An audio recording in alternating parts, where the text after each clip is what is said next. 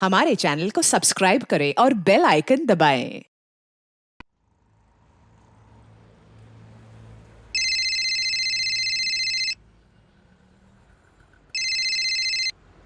तकदीर बड़ी बेरहम भी हो सकती है। कभी कभी ऐसी गलतियों की सजा वसूलती है, याद भी नहीं होता कब की थी ये गलती, की भी थी या नहीं। फिर ख्याल आता है कि कहीं ये कोई कर्मों का खेल तो नहीं, कोई गलती जो शायद आज नहीं, कल परसों नहीं, सालों पहले नहीं, पर कहीं पिछले जन्म में ही ना की हो।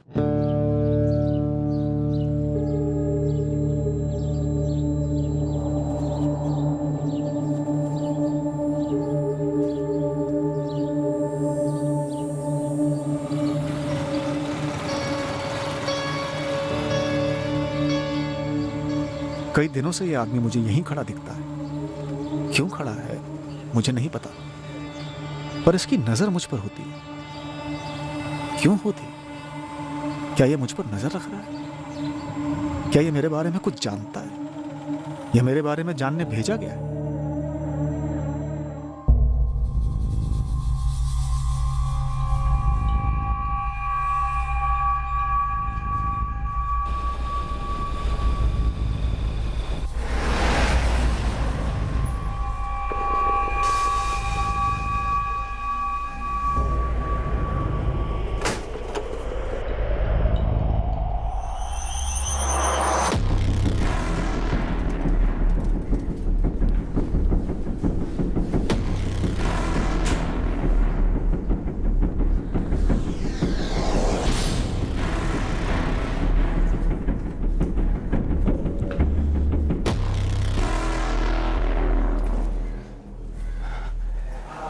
इस बार तो अब घोड़ा हमको चलाने दीजिए।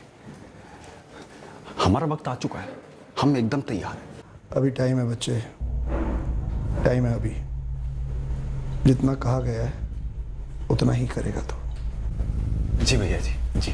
जो ड्यूटी तुझे दी गई है उसी में लगा रहा। जिनकी फायरिंग की ड्यूटी है वो सही टाइम पर तुझसे मिलेंगे। जगह का मुआयना कराना, टारगेट दिखाना और काम होते ही निकल लेना। अगर ये सब मक्खन की तरह हुआ तो अगली जुबारी में घोड़ा तेरे हाथ में होगा।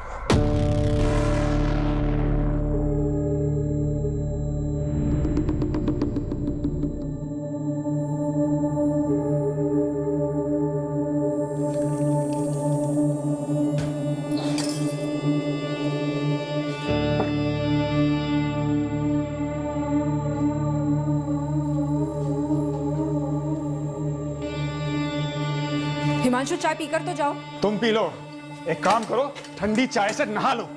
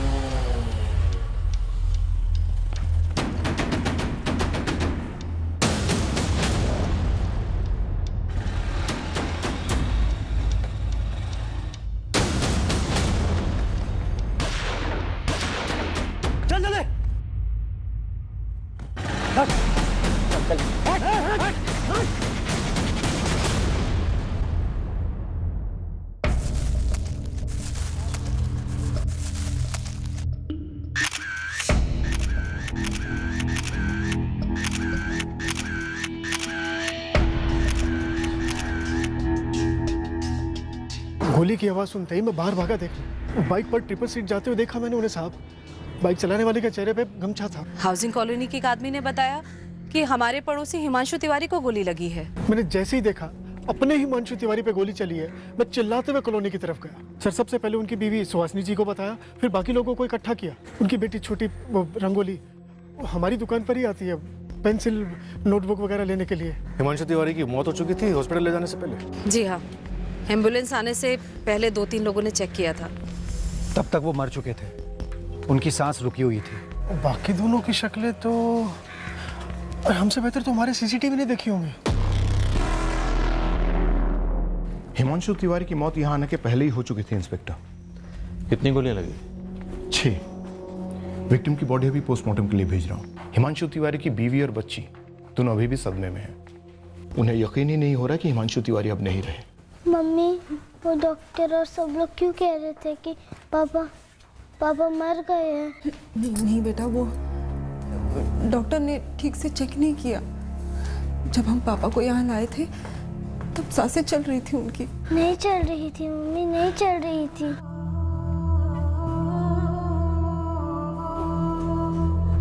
पुलिस। अब हिमांशु की सांसें चल रही है ना, मतलब कोशिश हो रही है ना उन्हें बचाने की। यहाँ लाने से पहले ही आपके पति हिमांशु तिवारी गुजर चुके थे।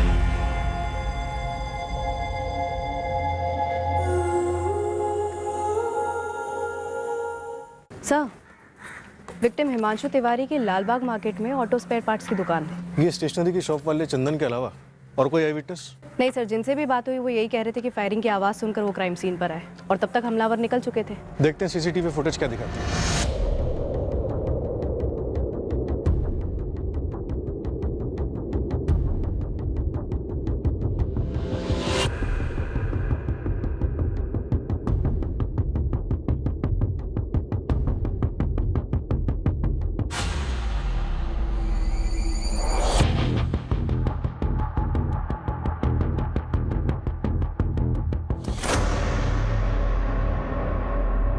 सर, दोनों शूटर में से एक शूटर वापस जाता है और 2 गोली दागता है, यानी डबल शूटिंग की गई, डबल श्योर होने के लिए कि टारगेट किसी भी तरह बचा नहीं रहे। लेकिन खुद को बचाने की कोई खास कोशिश नहीं की गई। सिर्फ बाइक सवार ने गमछा पहना हुआ है, बाकी के 2 लोग ऐसे ही हैं। जबकि शायद इन्हें मालूम होगा कि यहाँ सीसीटीवी लगा हो सकता है। सर, बाइक की नंबर प्लेट भी ब्लैंक है, इस बात का भी ख्याल रखा गया। सर, थोड़ा सा रिवाइंड करके देखते हैं। दोनों शूटर्स एक ही तरफ देख रहे हैं, जैसे कि किसी के इशारे का इंतजार कर रहे हैं। इन दोनों को इशारा मिलता है और ये लोग हिमांशु पे हमला करते हैं। और ये इशारा कर देने वाला शायद वो स्पॉटर कोऑर्डिनेटर गमछाधारी होगा। ये गमछाधारी स्पॉटर काफी दिनों से फील्डिंग कर रहा होगा हिमांशु की। स्टेशनरी ओनर चंदन से कुछ और इन्फॉर्मेशन मिली? सर, कह रहे हैं इसके अलावा कुछ और याद नहीं है। उसे कहो कि याद करे, दिमाग पर जोर डाले, या फिर पूछ लो कि हम याद दिला।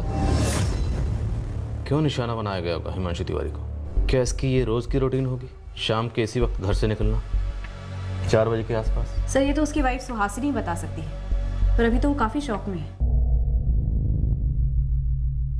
ये 6 गोलियां निकली सर। 4 गोलियां मारी गई और फिर कुछ सेकंड बाद 2 गोलियां और दागी गई। जरूरत नहीं थी वैसे, पहले 4 में ही मौत हो चुकी होगी, या चंद सेकंड्स बाद हो जाती। 1 बुलेट हार्ट में, 3 सीने में और 2 सर में। प्रोफेशनल किलिंग है inspector, no doubt. Victim spare part की दुकान चलाता था, फैमिली वाला आदमी है। पता नहीं किसी से क्या दुश्मनी रही हो, इतनी बेरहमी से मार डाला।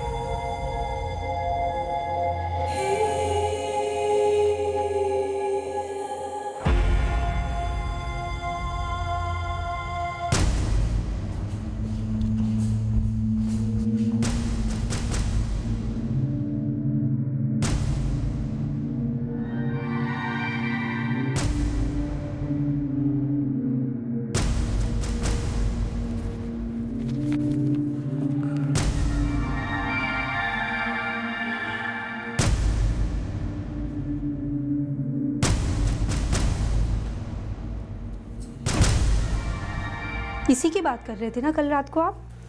हाँ, हिमांशु तिवारी।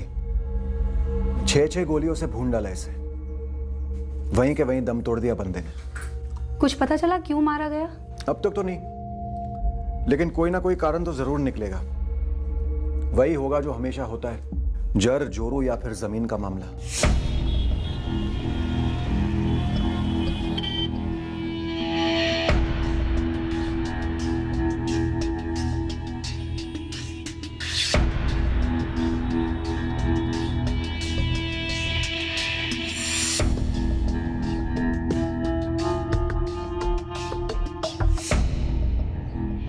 छठे हुए पेशेवर शूटर्स लगते हैं। कहीं बाहर के ही होंगे सब, वरना खुलेआम मर्डर करें और चेहरा भी ना ढकें। लेकिन ये गमछे वाला तो यहीं का लौंडा लग रहा है, तभी तो अपना थोबड़ा छुपा के रखा है। लेकिन बहुत जल्दी बेनकाब कर लेंगे हम लोग। अगर ये तीनों प्रतापगंज के बाहर के परिंदे हैं तो इनके उड़ने से पहले इनको पकड़ना होगा। हर जगह बात घुमा दो। जी मालिक। मैडम, पहले कभी इस गमछे वाले को यहाँ आसपास देखा हो? ऐसा ध्यान तो नहीं आ रहा, और इसका चेहरा तो वैसे दिखाई भी नहीं दे रहा। लेकिन आपको तो पिछले कुछ दिनों की सीसीटीवी फुटेज निकाल के दे देता हूँ। पूरे 1 हफ्ते की सीसीटीवी फुटेज निकालो। जी। 1 मिनट रुको, 2 हफ्ते की निकालो। हिमांशु दोपहर 1:30 बजे दुकान से आते, खाना खाते, फिर सो जाते। शाम को 4 बजे उठकर चाय पीते, फिर दुकान को जाते। ये डेली की रूटीन थी हिमांशु जी की? तो शायद हिमांशु जी की रूटीन को स्टडी किया गया। अब चूंकि बाजार में उनकी दुकान के बाहर उन्हें मारना मुश्किल था, इसलिए कॉलोनी के बाहर की जगह को चुना गया, और वो भी दोपहर का वक्त। पर जीजा जी क्यों सर? हिमांशु ने किसी का क्या बिगाड़ा था? देखिए, इस तरह की ज्यादातर पेशेवर हत्या किसी पुरानी दुश्मनी या रंजिश की वजह से होती। क्या ऐसा कुछ था? मेरे पति ने एक बार भी ऐसे किसी रंजिश या दुश्मनी की बात नहीं की थी। हाल फिलहाल में हिमांशु जी ने अपनी दुकान को लेकर या कारोबार को लेकर किसी परेशानी का जिक्र किया? ऐसे किसी परेशानी का जिक्र कभी नहीं किया उन्होंने। हमारा खुशहाल परिवार था सर, एक दूसरे के साथ हंसी खुशी रहते थे। हिमांशु, चाय पीकर तो जाओ। तुम पी लो, एक काम करो, ठंडी चाय से नहा लो। सुहासिनी जी, आपकी लाल बाग वाली दुकान पर गौरव और विकास काम करते हैं, उनके साथ कोई खिटास? वो लोग कई सालों से काम कर रहे हैं सर, भरोसेमंद है। क्या गौरव और विकास में से किसी ने कोई बड़ा लोन लिया था हिमांशु से? साहब, लोन लेने की कभी ज़रूरत ही नहीं पड़ी। हिमांशु से तनख्वाह वक्त पर देते रहे और बोनस भी देते रहे। साहब, उन्होंने तो हमारा बीमा भी करवाया था। सालों से काम करते थे ना उनके साथ? हाँ साहब। तो कभी किसी के साथ कोई अनबन, कोई दुश्मनी? 15 सितंबर को जब तुम्हारे सेठ हिमांशु दुकान पर आए और फिर दुकान से घर पर गए, तब उनका मूड कैसा था? 15 सितंबर को तो वो दुकान पर आए ही नहीं थे। तो फिर वो घर कहाँ से लौटे थे? सर वो तो पता नहीं, हम सुबह दुकान खोलकर काम पे लग गए थे। तो तुम लोगों ने फोन करके पूछा नहीं? हमें लगा वो अपने दूसरे काम पे गए होंगे, उनका प्रॉपर्टी का बिजनेस भी था ना साहब। तो हिमांशु जी प्रॉपर्टी में भी डील करते थे? ब्रोकर थे? जी नहीं साहब, वो ब्रोकर नहीं थे, वो ज़मीनें खरीदते थे और जब उनके दाम बढ़ जाते थे तो बेच देते थे। सर, मैंने सुहासिनी से दोबारा वही सवाल पूछे जो आपने पूछे थे, लेकिन एक भी बार उसने प्रॉपर्टी डीलिंग के बिजनेस के बारे में जिक्र तक नहीं किया। ऑड है सर। क्या उसने जानबूझकर नहीं बताया कि हिमांशु परसों दुकान पर नहीं गया था? सर, क्राइम सीन से हिमांशु का फोन बरामद हुआ है। कुछ मिला शक करने लायक? किसी राजू चौधरी को कई कॉल्स हुए हैं 15 को, और उससे पहले भी कई बार। सर, इस राजू चौधरी से हिमांशु की लगभग रोज बात होती थी, दिन में कई दफे, लेकिन क्रियाक्रम के वक्त कोई राजू चौधरी नाम का आदमी आया नहीं था। इस राजू चौधरी का फोन स्विच ऑफ है? नहीं सर, ऑन है। मैंने मिस कॉल दिया था, कॉल रिकॉर्ड्स मंगाए हैं, सोचा फिर उठाते हैं। और हिमांशु के call records? On the way हैं सर। सर, हिमांशु के कॉल लिस्ट में सुहासिनी के 6 मिस्ड कॉल्स हैं, परसों सुबह 11:30 से 1:15 बजे के बीच के, जो शायद हिमांशु ने मिस किए या फिर उठाए नहीं। चंदन स्टेशनरी वाले की सीसीटीवी फुटेज से कुछ मिला? नहीं सर, चंदन ने 3 हफ्ते की फुटेज खंगाली। इनफैक्ट हमने भी फुटेज रीस्कैन की, लेकिन उसमें कोई भी बंदा ऐसा स्पॉट नहीं हो रहा है जो गमछेधारी की बॉडी टाइप से मैच करता हो, या फिर कोई किसी पर नजर रख रहा हो।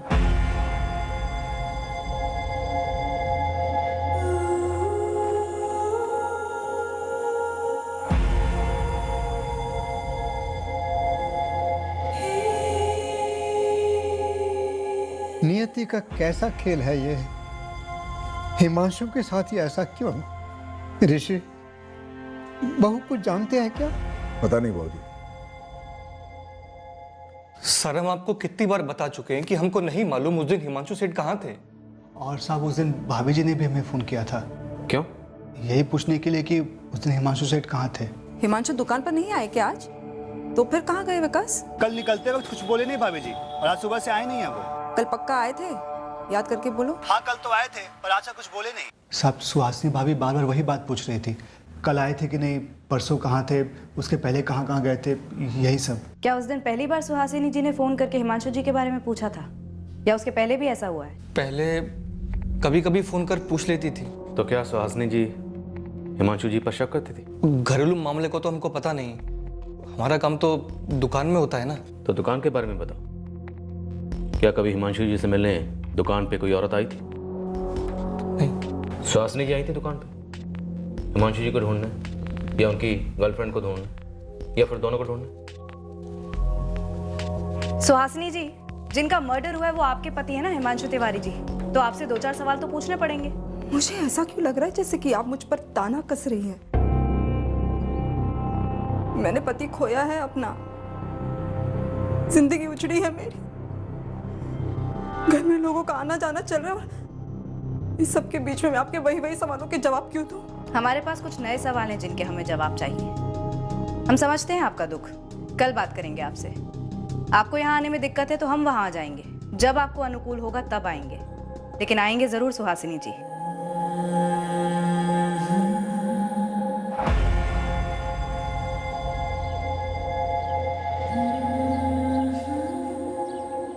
तुम और रंगोली कुछ दिनों के लिए हमारे यहाँ शानपुर क्यों नहीं आ जाते?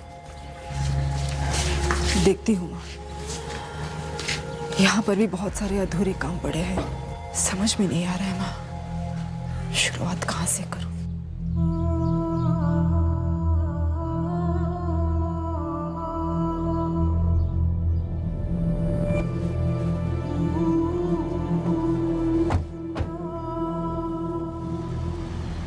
सुहासिनी से तो आप बात करेंगे ही, लेकिन आपका एक चक्कर शानपुर भी बनता है। शानपुर में हिमांशु तिवारी की पूरी फैमिली है, उसके माँ बाप मनोरमा और सुखीराम, और उसका बड़ा भाई ऋषिकेश। लेकिन हाँ, एक खबर लगी है कि शानपुर में हिमांशु तिवारी के पिता सुखीराम अपनी जायदाद का बंटवारा करने वाले थे, वो भी हिमांशु और ऋषिकेश में आधा आधा। क्या शानपुर में काफी प्रॉपर्टीज है उनकी? करोड़ों की संपत्ति है। पुलिस ने सुहासिनी को बताया हिमांशु की सुपारी दी थी, किसी पेशेवर हत्यारे ने मार डाला उसे। और क्या बोला पुलिस वालों ने? सुहासिनी ने तो इतना ही बताया मुझे। समझ में नहीं आ रहा है मेरे हिमांशु की ऐसे किसके साथ दुश्मनी थी जो। सुहासिनी जी, पहली बात तो ये कि आपने हमें ये नहीं बताया कि आपके पति हिमांशु जमीन के लेन देन का कारोबार भी करते। दूसरी बात, आपने हमें ये भी नहीं बताया कि 15 सितंबर जिस दिन उनका कत्ल हुआ वो दुकान पर गए नहीं थे। शौक या शौक में बताना भूल गई आप? फिर ताना कस रही हैं आप? सर, मैं सच में भूल गई थी, क्योंकि मेरी आंखों के सामने मेरे पति की गोलियों से छन्नी लाश पड़ी थी। 15 सितंबर जिस दिन आपके पति हिमांशु का कत्ल हुआ, आपने उन्हें 1 नहीं 2 नहीं 6 बार कॉल किया। शायद आपने ये जानने के लिए कॉल किया कि वो कहाँ, क्योंकि जब आपके पति हिमांशु ने फोन नहीं उठाया तब आपने दुकान पे भी फोन किया था। सर, वो मेरे पति हैं थे,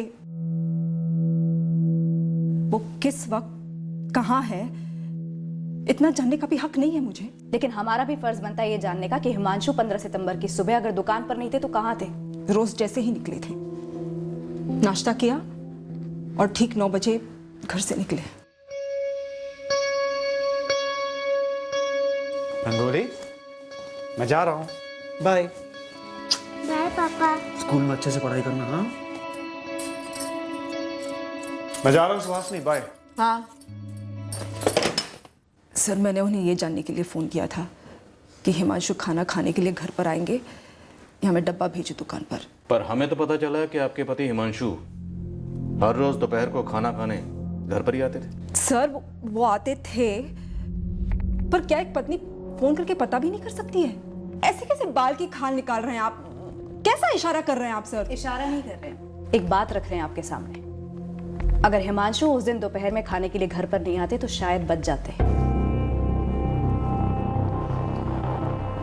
ये तो सीधा सीधा आरोप हो गया। इतने बेरहम, कैसे हो सकते हैं आप लोग? 15 सितंबर को आपने अपने पति हिमांशु को 6 बार फोन किया यह जानने के लिए कि वो कहाँ थे।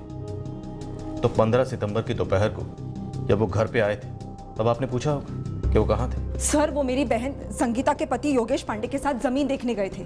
खुश?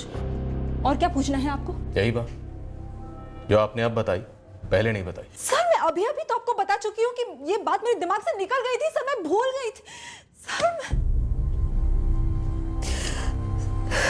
सर, यहाँ मुझे मेरी बेटी रंगोली के फ्यूचर की चिंता है मुझे। और एक आप है जो मुझ पर आरोप लगा रहे हैं। आरोप लगा रहा है कि मैंने तब अपने पति को जानबूझकर घर से बाहर भेजा, मैंने उनकी हत्या करवाई, मैंने हत्यारों को बुलवा के उन्हें मरवाया। सर, पागल है आप या मुझे पागल करना चाहते हैं? सर, हिमांशु पति थे मेरे, सब कुछ थे।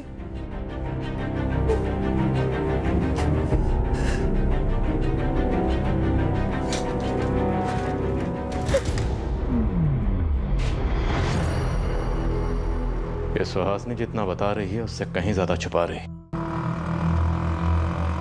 शायद उस दिन सुहासिनी ने यह सुनिश्चित किया था कि हिमांशु रोज की तरह दोपहर को घर आए खाने को और रोज की तरह चाय पीकर दुकान के लिए निकले। कॉल रिकॉर्ड्स निकलवाए सुहासिनी के। सर, एक रिक्वेजिशन डाल देती हूँ सुहासिनी के कॉल रिकॉर्ड्स के लिए। और सर, गुप्ता सर शानपुर गए हैं। हिमांशु अपने साड़ू योगेश पांडे के साथ गया था जमीन देखने कत्ल की सुबह, उसे हाजिर करो। जी सर। और इस राजू चौधरी का क्या हुआ जिसका नंबर बार बार फीचर हो रहा है हिमांशु की कॉल लिस्ट? सर, उसकी कॉल रिकॉर्ड डिटेल्स आनी अभी बाकी है। यहाँ इतना कुछ है। और सुहासिनी का कहना है कि हिमांशु की किसी से कोई रंजिश नहीं थी, कोई मसला नहीं था। रुचिका, इस सुहासिनी को फिर से खंगालो। किश्तों में इंफॉर्मेशन दे रही है, अपने शो को ढाल बनाकर ढाल के पीछे कुछ छुपा रही।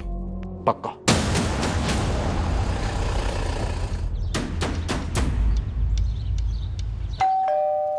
आपका शक बेहुदा है। बाबूजी के प्रॉपर्टी में हिमांशु का बराबर का हक था, हक है, और सुहासिनी को वो हक मिलेगा, ये सच्चाई है। आप चाहे जमीन आसमान एक करो, मेरे खिलाफ आपको कोई सबूत नहीं मिलेगा। किस बात का सबूत? सुपारी देने का? अपने भाई का कत्ल करवाने का? नहीं, दरार का, रंजिश का। अब जरूरी नहीं कि प्रॉपर्टी का बंटवारा होते वक्त दो भाइयों में दुश्मनी हो। उनको देखिए, बोलना बंद हो गया मेरे बाबूजी का। सर, जल्द से जल्द पता कीजिए किसने मारा मेरे भाई को, किसने की मेरे माँ और बाबूजी की हालत। ऋषिकेश जी, आपके पास एक से ज्यादा फोन नंबर्स हैं? जी, जितने भी हैं सब लिखवा दीजिए। आप अब भी मुझ पर शक कर रहे हो? दुख भरे भावुक दुखड़े सुनकर फैसले करना सिर्फ किस्से कहानियों में होता है, हकीकत में नहीं। हकीकत में सहानुभूति नहीं, सिर्फ सबूत काम करते हैं। आपके पास क्या सबूत है मेरे खिलाफ कि मैंने मेरे भाई को मरवाया? फिलहाल हमारे पास सबूत हो या ना हो, पर आपके पास अपने भाई को मरवाने का ठोस मकसद जरूर था। और कत्ल की तहकीकात में जिसके पास मकसद होता है ना, वो शक के दायरे में होता है, फिर चाहे वो सगा भाई हो, बाप हो या फिर पत्नी हो।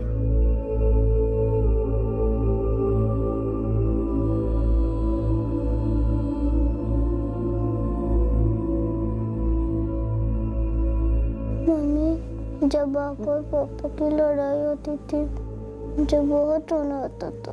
अब लोग रहे कि लड़ाई ही ठीक थी, कम से कम पापा तो यहाँ होते। मुझे पापा की बहुत याद आ रही। मुझे भी बेटा। तो फिर आप उनके साथ इतनी लड़ाई क्यों करती थी? मम्मी, पापा को किसने मार डाला? क्यों मार डाला? मुझे नहीं पता बेटा, मुझे नहीं पता।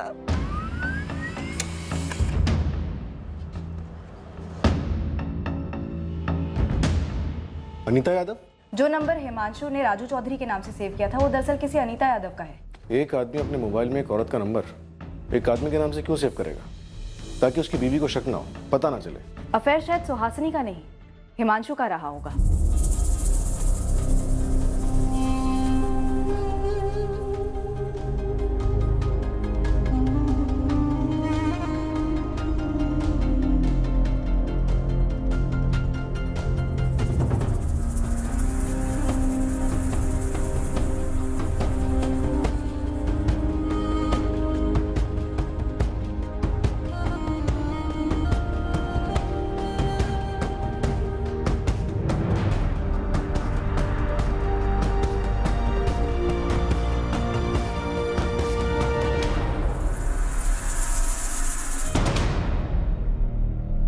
सर इतने कॉल्स होते रहे हिमांशु और अनीता यादव के बीच में, मतलब रिश्ता करीब ही रहा होगा।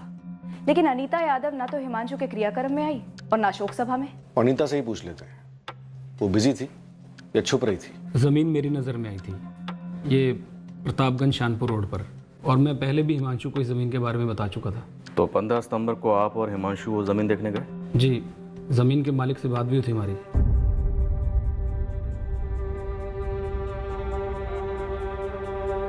हमने ज़मीन के सारे कागज़ देखे, काफ़ी यहाँ वहाँ की बातें हुई, और सर अगर आप चाहें तो ज़मीन के मालिक अश्विन जी से पूछ सकते हैं। नंबर दूँ आपको? फ़ोन रिकॉर्ड्स हैं हमारे पास। आपके और हिमांशु के फ़ोन रिकॉर्ड से पता चलता है कि आपके फ़ोन की लोकेशन 15 सितंबर को प्रतापगंज शानपुर रोड ही थी। तो सर सच ही बोल रहा हूँ ना मैं। हमने कब कहा आप झूठ बोल रहे? और झूठ बोलने की वजह है क्या? बिल्कुल नहीं। 1 बजे हम लोग वहाँ से निकल गए और करीबन 2 बजे हिमांशु ने मुझे मेरे ऑफिस ड्रॉप किया। आपको ड्रॉप करने के बाद 2:30 बजे हिमांशु घर पहुंचे और फिर 2:55 पर सुहासिनी ने आपको फ़ोन किया। जी हाँ, सुहासिनी ने फ़ोन किया था। वजह? वो सर बस सुहासिनी पूछ रही थी कि हाँ योगेश, आपने और हिमांशु ने नई जमीन देखी थी क्या आज? हाँ सुहासिनी, बढ़िया जमीन है। मैं और हिमांशु सौदा पक्का करने की सोच रहे हैं। अच्छा, वैसे क्यों पूछ रही हो तुम? बस ऐसे ही। तो क्या सुहासिनी भी ज़मीन के लेन देन में हाथ बटाती थी? जी नहीं सर। तो फिर फ़ोन क्यों किया? वो ऐसे ही सर। फिर 3:55 पर जैसे ही हिमांशु घर से निकला, सुहासिनी ने आपकी पत्नी संगीता को फ़ोन किया। सर सगी बहनें हैं दोनों। वो दोनों सगी बहनें, आप सगे जीजा हैं और हिमांशु सगा पति था, जो इस फोन कॉल के दौरान ठीक 4:01 पर 6 गोलियों से भून दिया गया। सर मुझे समझ नहीं आ रहा कि ये दोनों बातें आपस में जुड़ी कैसे। आप कहना चाहते हैं कि क्या संगीता और सुहासिनी को मालूम था? मालूम था क्या?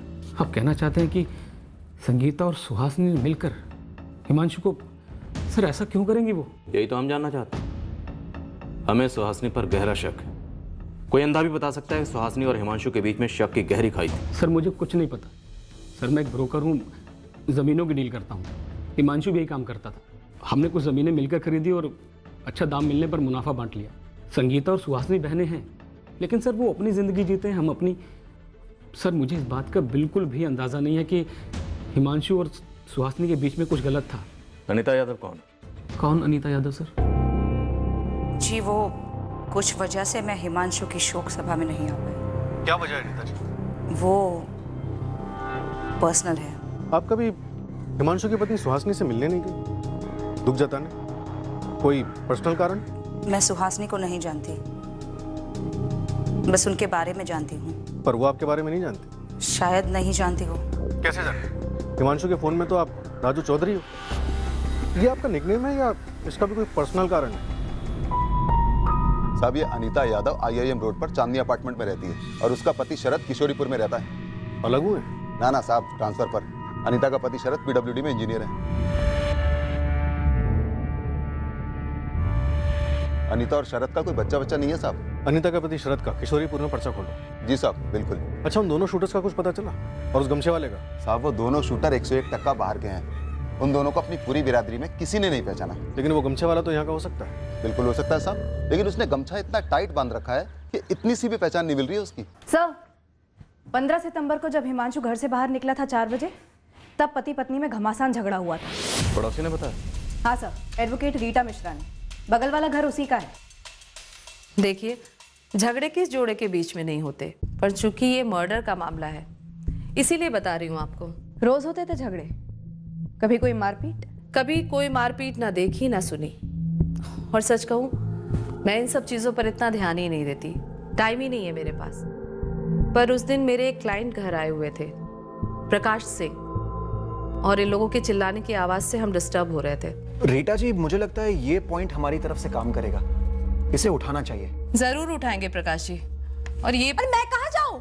मुझे तो 24 घंटे पूरी जिंदगी रोज का है इनका ये झगड़ा। आप बताइए, आप क्या कह रहे थे? मैं कह रहा था वो ऐसा क्या करता हूँ मैं? क्या तकलीफ देता हूँ तुम्हें? बोलो ना। हम अंदर चलकर काम करते हैं। सारा दिन घर पे बैठ के प्लान बनाती रहती हो कैसे जान खाई जाए हिमांशु की। झगड़ा बढ़ गया तो मैं प्रकाश जी को लेकर अंदर वाले कमरे में चली गई।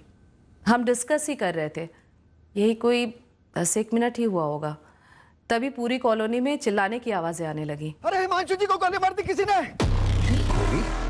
ये वही हिमांशु है ना जिसकी आवाज हमने अभी अभी सुनी थी? हाँ हाँ, हिमांशु तिवारी नेबर है मेरा। अरे उनकी आवाज अभी तो आ रही थी। हम कुछ समझ ही नहीं पाए, बस देखा कि सारे लोग कॉलोनी के बाहर भाग रहे थे। रीटा जी, क्या सुहासिनी अपने पति को मरवा सकती है? क्या बोलूं मैं, वैसे सालों से जानती हूं मैं उन दोनों को, दोनों ही डिसेंट हैं, पर लोगों के दिलों में, दिमाग में, घरों में क्या चल रहा है कोई कैसे बोल सकता है? आपको क्या लगता है? आप कह रही थी कि हिमांशु जी 15 सितंबर की सुबह अपनी दुकान पर नहीं गए थे। सोचिए, हिमांशु जी घर लौटे हो, उन्होंने खाना खाया हो और शायद उसके बाद वो अपनी दुकान पर जाना ही ना चाहते हो। शायद ये झगड़ा पैदा किया गया हो जानबूझकर हिमांशु जी को उकसाने के लिए, ताकि उन्हें गुस्सा आ जाए, उनका मूड ऑफ हो जाए और वो रोज की तरह जब बाहर निकलते हैं उसी टाइम पर बाहर निकले और हत्यारे पहले से ही वहां घात लगाकर बैठे हुए हो। देखिए, मैं तो बस एक थ्योरी पेश कर रही हूं, जैसे हम कोर्ट में करते हैं। That's it.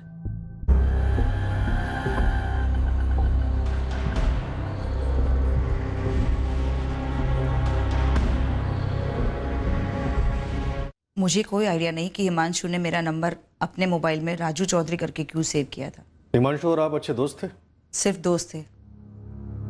आप जैसा समझ रहे वैसा कुछ भी नहीं था। हम क्या समझ रहे? यही ना कि हमारा अफेयर था। नहीं, बिल्कुल नहीं था। वेल, अगर था भी तो इस वक्त हिमांशु तो है नहीं जिससे पूछे, आप ही से पूछ सकते। शादीशुदा होकर भी अकेले थे हम दोनों, इसलिए एक दूसरे का दुख दर्द समझते थे। क्या दुख था आपका और क्या दर्द था हिमांशु का? आप दोनों के इस दुख दर्द से किसी को तो बड़ा दर्द हुआ होगा, आपके पति को या फिर हिमांशु की पत्नी को। आप सोच रहे हैं वैसा कुछ भी नहीं था सर। हम समझते थे एक दूसरे को, बातें करते थे। सिर्फ बात करते थे, अफेयर नहीं था? मतलब वो क्या कहते हैं कि प्यार को प्यार ही रहने दो, रिश्तों का नाम ना दो, ऐसा?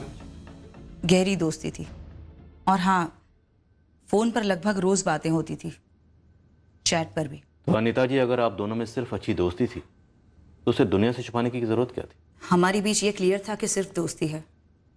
दुनिया तो 2 और 2 5 ही जोड़ती है ना। हम बेकार का सरदर्द नहीं चाहते थे, अपने अपने घरों में तनाव नहीं चाहते थे बस। हिमांशु अपनी पत्नी सुहासिनी से नाखुश क्यों था अनीता जी?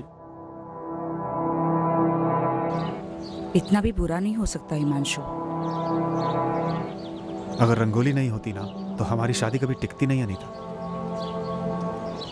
मैं रोज घर जाता हूँ सिर्फ इसलिए क्योंकि मेरी बेटी रंगोली है जो मेरी दुनिया है। लेकिन रंगोली को तो तुम दोनों चाहिए ना, और वो भी लड़ते हुए नहीं चाहिए। तुम्हें रंगोली की खातिर सुहासिनी को एक और मौका देना होगा। 12 साल कम नहीं होते अनीता, और ताली कभी एक हाथ से नहीं बजती। काश मेरी तरह सुहासिनी की जिंदगी में भी कोई आए जो उसे यह समझाए कि मैंने कभी उससे दिल से प्यार किया था। हमारी शादी कोई गलती नहीं थी अनीता। शुरुआत फिर से भी तो हो सकती है ना, नए सिरे से। और कोई गलती नहीं होती जब तक उसे सुधारने की कोशिश होती रहे। तुम नहीं समझोगी क्या होता है रोज। बेल बजाई, सुहासिनी ने दरवाजा खोला और बस शुरू। सुहासिनी को आपके बारे में मालूम था? जी मैं नहीं जानती,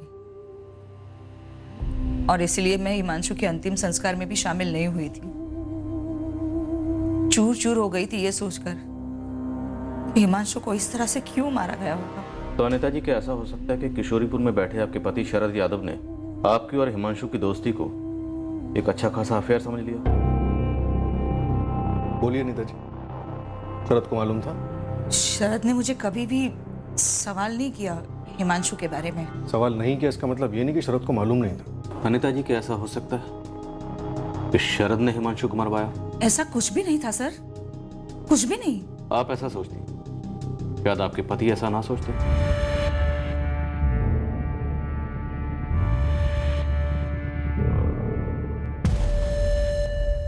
ये हाफिज मलिक और ये यूनुस शेख। कौन से ग्रोह के? कोई माई बाप नहीं इनका। ये तो एक दूसरे के भी नहीं है, लेकिन एक खबर पता चली है कि 15 सितंबर की सुबह प्रतापगंज स्टेशन पे दोनों दिखे थे। दोनों बहुत ही शातिर हैं, काम के लिए फ़ोन भी नहीं रखते हैं। नया काम, नया सिम कार्ड। काम हुआ, सिम कार्ड फेंका। किसी लॉज वॉज में चेक इन भी नहीं किया, कहीं चाय भी नहीं पीते कि पकड़ सके। बस काम किया, धाएं धाएं धाएं और निकल लिया, एकदम मक्खन। जावेद, तू और असलम इस इलाके का हीरो होने का दावा करते हो, लेकिन अभी तक ये पंटर कौन है इसके बारे में कुछ भी खबर नहीं मिली तुम्हें। क्या अगर सो रहे हो तुम दोनों? पूरी फील्डिंग कर रहे हैं, बहुत जल्दी कैच कर लेंगे। एक पत्नी जो शायद शकी थी, एक दोस्त जो शायद प्रेमिका थी, लेकिन अब तक हम हिमांशु के हत्यारों तक नहीं पहुंचे। किसी के भी फोन रिकॉर्ड से कुछ नहीं मिला। कहीं ऐसा तो नहीं हम गलत रास्ते पर चल पड़े?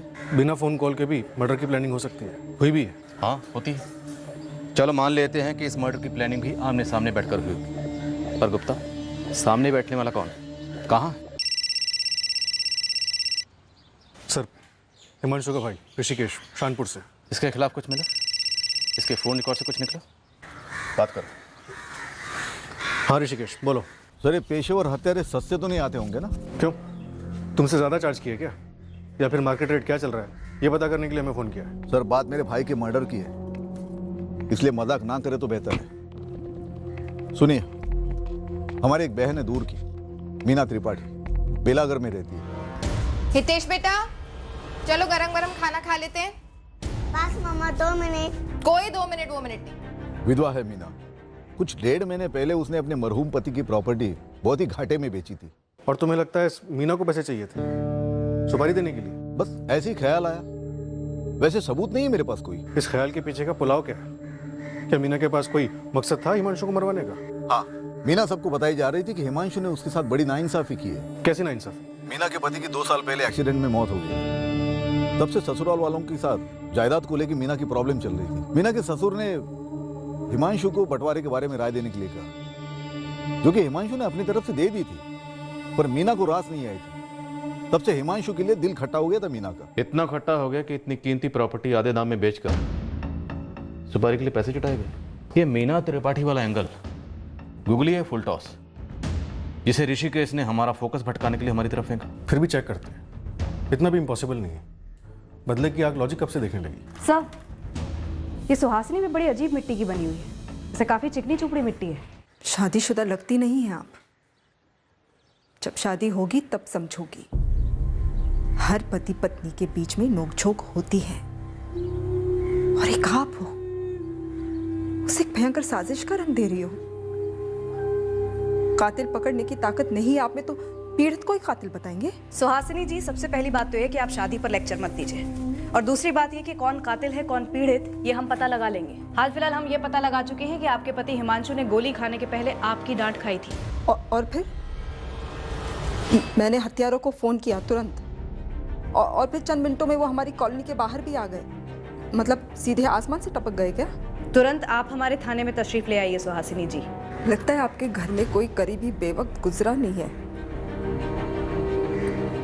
वैसे 13 दिनों तक हम घर के बाहर कदम भी नहीं रखते। 13 दिन की पाबंदी आपके ऊपर होगी, आप उसका पालन कीजिए। हमारे ऊपर कोई पाबंदी नहीं है, इसलिए हम आपके घर आ रहे हैं।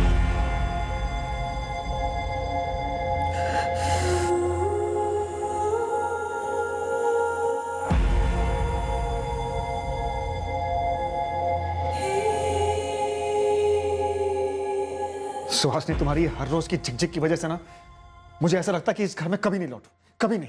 तुम्हारे पास कहीं और जाने का ठिकाना जो है। लेकिन एक बात याद रखिए हिमांशु, मैं पत्नी हूं तुम्हारी, और तुम्हारी 11 साल की बच्ची भी है घर में, इसलिए घर आना या ना आना ये कोई चॉइस नहीं है तुम्हारे पास। और इस घर में ना तुम्हारी मनमर्जी नहीं चलेगी। तुमसे तो बात करना ही बेकार है, जाओ तुम। अरे मैं कहां जाऊं? मेरे पास तो ऐसा कोई है ही नहीं जाने के लिए, वो तो तुम्हारे पास है। मुझे तो 24 घंटे पूरी जिंदगी तुम्हें झेलना होगा। अरे क्या झेलती हो तुम? ऐसा क्या करता हूं मैं? क्या तकलीफ देता हूं तुम्हें? बोलो ना, एक बार खुल के बोलो। सारा दिन घर पे बैठ के प्लान बनाती रहती हो, कैसे जान खाई जाए हिमांशु की, कैसे जान से मार दिया जाए अपने पति को। तुम फिक्र ना करो, एक दिन ना, और बहुत जल्दी आएगा वो दिन जब मैं इस घर में वापस लौटूंगा ही नहीं। फिर पूरे सुकून के साथ रहना तुम, ठंडक मिलेगी तुम्हारी आंख को। अरे अब सारा गुस्सा चाय पे निकलेगा? शुक्र करो चाय पे निकाल रहा हूं। चाय पी के जाओ हिमांशु। खुद पी लो। एक काम करो, ठंडी चाय से नहा लो। सर, लगता है ये सुहासिनी बहुत बड़ा गेम खेल रही है। सोच रही है आंसुओं से हमारी आंखों में धूल झोंकेगी। सर, सुहासिनी की बहन संगीता को भी उठाते हैं। ये सुहासिनी हमारी पहली सस्पेक्ट नंबर 1 थी, और अब ये बेलागढ़ की मीना। हिमांशु की कजन भी आ गई हमारी लिस्ट में। और सर अनिता का हस्बैंड शरद यादव तो जाहिर सा सस्पेक्ट है। जब हमने इस केस की तहकीकात शुरू की तब हमें बताया गया था कि हिमांशु एक बहुत ही सीधा साधा इंसान है जिसकी किसी के साथ कोई दुश्मनी नहीं हो सकती। सर शायद वाकई में सीधा साधा इंसान रहा होगा हिमांशु, तभी तो शक नहीं कर पाया कि कोई उसके खिलाफ साजिश कर सकता है। और अब उसके कत्ल के बाद हमारे हाथों इस साजिश की कोई भी कड़ी नहीं लग रही है। सर ये अनिता दोस्ती वोस्ती कुछ भी बोले, लेकिन ये अफेयर ही रहा होगा। लेकिन ऐसी फीलिंग आ रही है कि ये मर्डर शायद इस अफेयर से ना जुड़ा हुआ, किसी और अफेयर से जुड़ा हुआ, शायद सुहासिनी के किसी अफेयर से।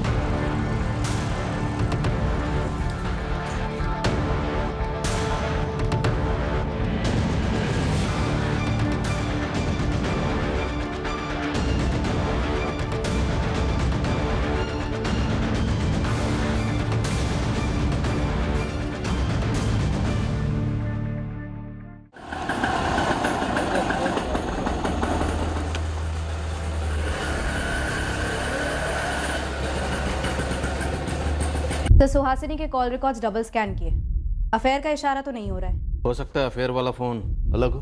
फोन नेटवर्क से चेक करती हूँ सर।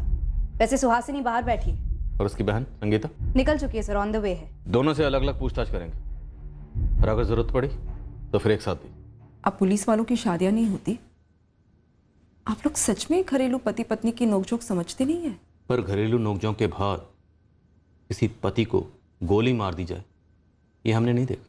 हमारी नोकझोंक के बाद कोई चांद पर रॉकेट भेजता या कहीं भूकंप आ जाता तो भी आप मुझे ऐसे ही थाने बुलाकर बेकार में बिठाकर हमारी नोकझोंक से कनेक्शन जोड़ते, है ना सर? भूकंप तो आपके परिवार में आया। हमारी नोकझोंक भी उसी परिवार को लेकर होती थी सर। हिमांशु को काम के परे कुछ नजर ही नहीं आता था। ठीक है मेरे लिए ना सही, कम से कम हमारी बेटी रंगोली के लिए तो समय निकालते, पर नहीं। तो आप ये कहना चाहती हैं कि आपकी और आपके पति हिमांशु के बीच में इतने अरसे से, सालों से झगड़ा और नोकझोंक सिर्फ इसलिए होती थी क्योंकि वो रंगोली का वक्त नहीं देते थे? और क्या कारण था सर, आप बताइए ना। कारण था अनीता यादव। कौन अनीता यादव? ये मत पूछिए कौन अनीता यादव, क्योंकि अनीता यादव कौन है ये आपकी बहन संगीता भी जानती। 3:55 पर आपके पति हिमांशु घर से निकले, 4:01 पर उनका कत्ल हुआ। इन्हीं 6 मिनटों में आपने अपनी बहन संगीता को फोन भी कर लिया। उसके पहले 2:55 पर आपने अपने जीजा योगेश पांडे को फोन किया। 6 बार अपने पति हिमांशु को फोन किया, दुकान पर फोन किया। इन सारे कॉल्स का एक ही मकसद था, अपने पति हिमांशु का झूठ पकड़ना और अनीता यादव का सच जानना। आपकी और आपके पति दोनों के बीच की नोकझोंक, झगड़े की वजह अनीता यादव थी ना। हिमांशु चाय पीकर तो जाओ। तुम पी लो, एक काम करो ठंडी चाय से नहा लो।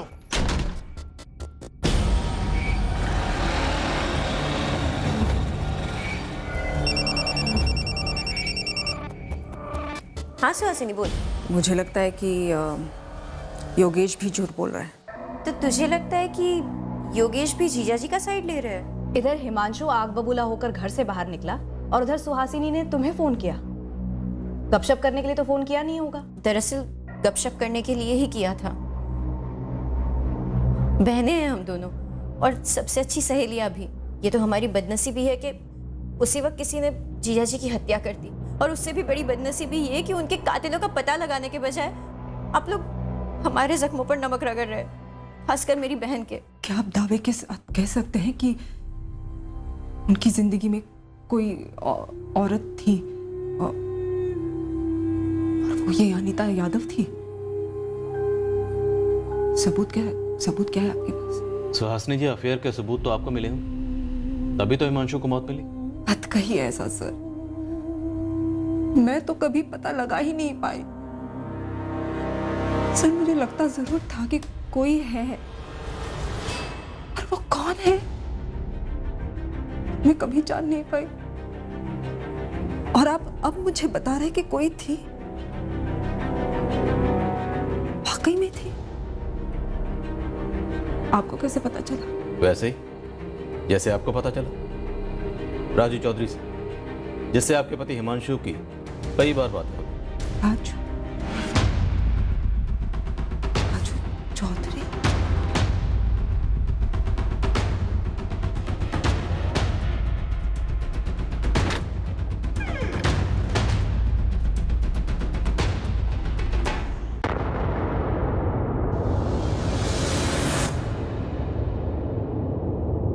रहने दो सुहासिनी, फोन तो छुपा लो, लेकिन तुम्हारी आंखों में जो ये बेबुनियाद शक है, इसे कैसे छुपाओ? जैसे तुम छुपाते हो अपनी आंखों में किसी और का चेहरा, अपने दिल में किसी और की धड़कन। हमारे बीच में जो ये शक की दीवार बांध ली है ना तुमने सुहासिनी,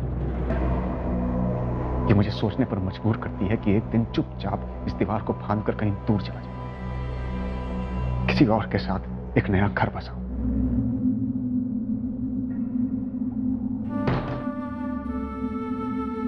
अनीता का नंबर हिमांशु ने राजू चौधरी के नाम से सेव किया था।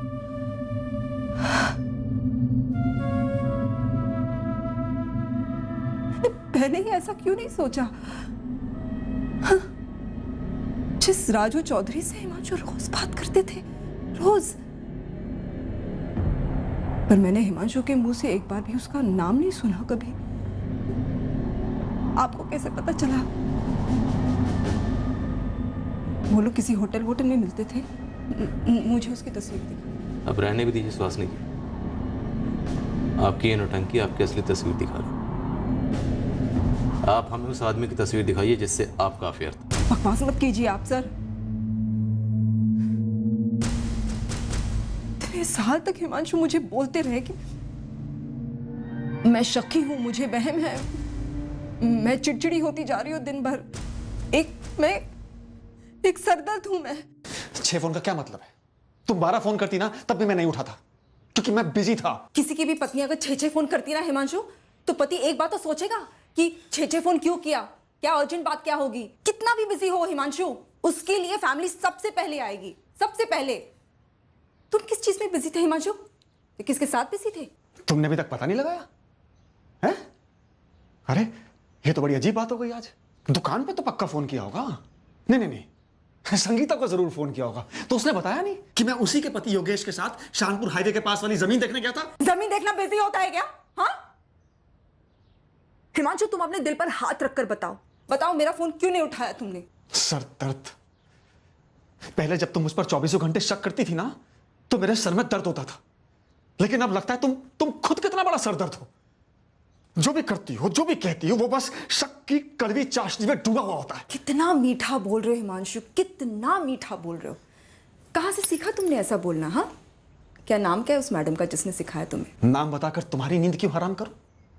तुम सिर्फ इतना समझ लो कि उसका नाम सुहासिनी नहीं है। और हाँ, मैं उसी के साथ था।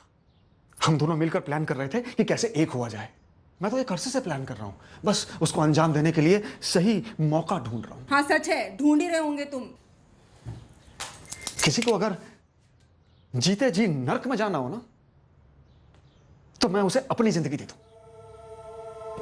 मैं हिमांशु से लड़ी थी क्योंकि मुझे लगभग यकीन था कि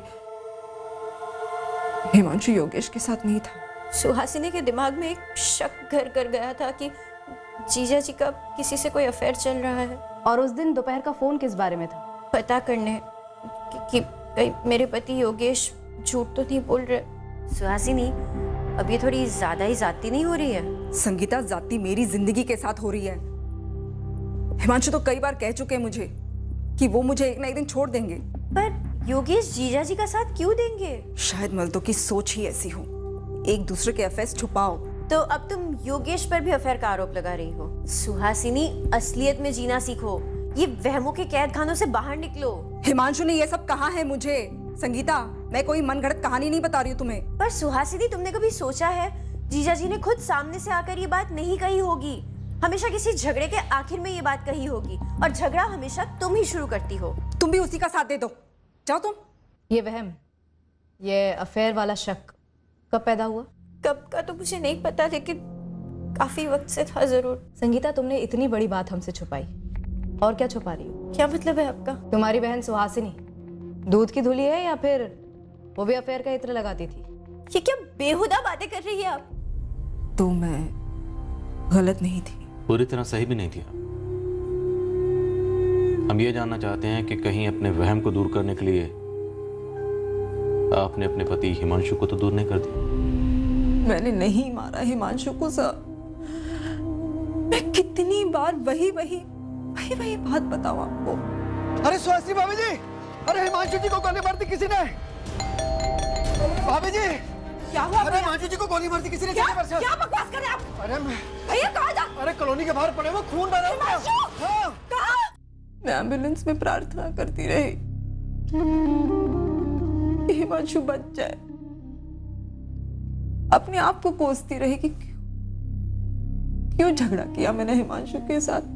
कितनी बार सोचा मैंने कि काश झगड़ा नहीं किया होता मैंने उनके साथ।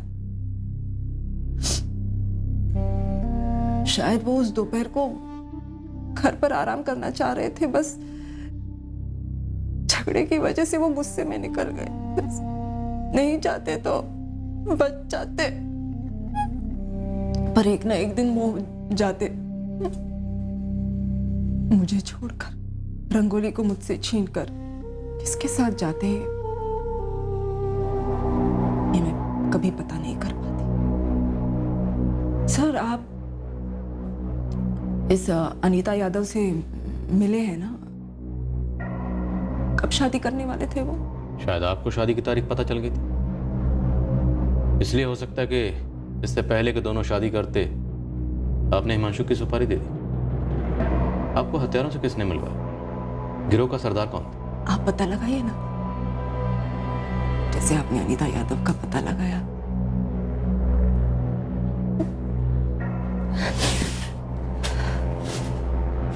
सर, मैं जाऊं? मैं बहुत थक गई हूँ, मुझे घर जाना है। सुहासिनी तिवारी काफी अच्छे से दर्शाती है उसका सदमा, उसका चौंक जाना, पर अभी भी वो अपना असली चेहरा दिखा रही है या अभी भी मुखौटा पहने हुए, ये तय कर पाना मुश्किल है। सर, फोन नेटवर्क कंपनी से जवाब आया है। सुहासिनी के नाम पर कोई भी दूसरा नंबर रजिस्टर्ड नहीं है। हो सकता है इस अफेयर में कोई फोन इस्तेमाल ही ना हुआ। सुहासिनी अपने प्रेमी से चुपचाप मिलती रही। पीछा करो। सर, सुहासिनी की बेटी रंगोली से अलग से बात करें? नहीं रुचिका, वो बच्ची है, रहने देते हैं। पहले हम ट्राई करते हैं, अगर कुछ ठोस हाथ लगा तो फिर बात करेंगे। हिमांशु की कजन मीना त्रिपाठी, उसका क्या हुआ? सर, मीना त्रिपाठी के कॉल रिकॉर्ड्स तो ठंडे हैं। गुप्ता सर का मैसेज आया था, वो बेलागढ़ में मीना त्रिपाठी तक पहुंच गए। हिमांशु मेरा कजन था, जाहिर है उसकी मर्डर की खबर सुन के मुझे बुरा लगा है, लेकिन आप मेरे पास क्यों आए हैं? ये गमछाधारी मास्टरमाइंड लगता है, और इन दोनों शूटर्स ने हिमांशु पर गोलियां चलाई थी। प्रोफेशनल काम करने वाले लगते हैं, काफी बड़ी रकम लेते हैं मर्डर की। तो आपके स्वर्गवासी पति की एक जमीन थी रामाबाद में, जो आपने पिछले महीने बेची। उसका इन पेशेवर हत्यारों से क्या ताल्लुक है? आप सीधे सीधे बताएंगे क्या टेढ़ा सोच रहे हैं? जमीन के बंटवारे को लेकर आपके अपने ससुराल वालों के साथ अनबन थी।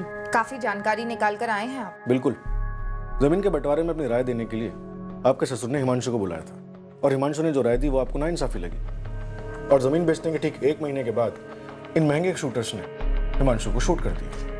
अब बोलिए। हिमांशु के साथ मेरी कोई निजी दुश्मनी नहीं थी। हाँ, वो बंटवारे का फैसला खटका था मुझे। मेरे सर पे मेरी बेटी की जिम्मेदारी, इसलिए अपने ससुराल वालों के सामने कुछ मांगे रखी थी मैंने।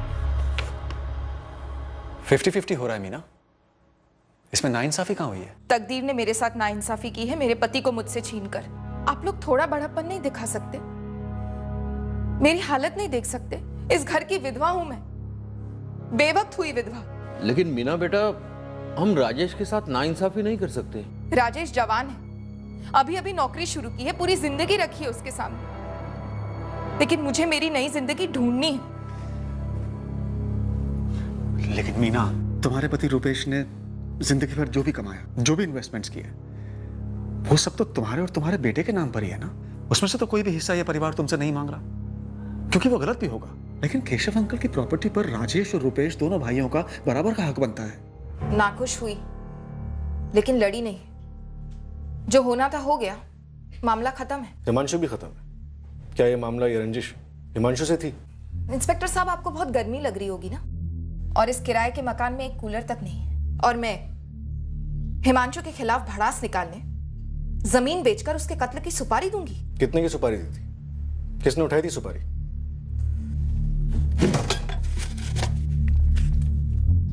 जमीन के पैसे सारे एफडीज में हैं, शॉर्ट टर्म। जैसे कोई ढंग का सस्ता फ्लैट मिल जाता है बेलागढ़ में, उन एफडीज को तुड़वाकर खरीद लूंगी।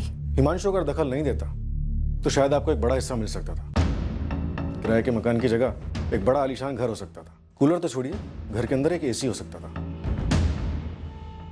हिमांशु अगर दखल नहीं देता तो शायद आपको एक बड़ा हिस्सा मिल सकता था।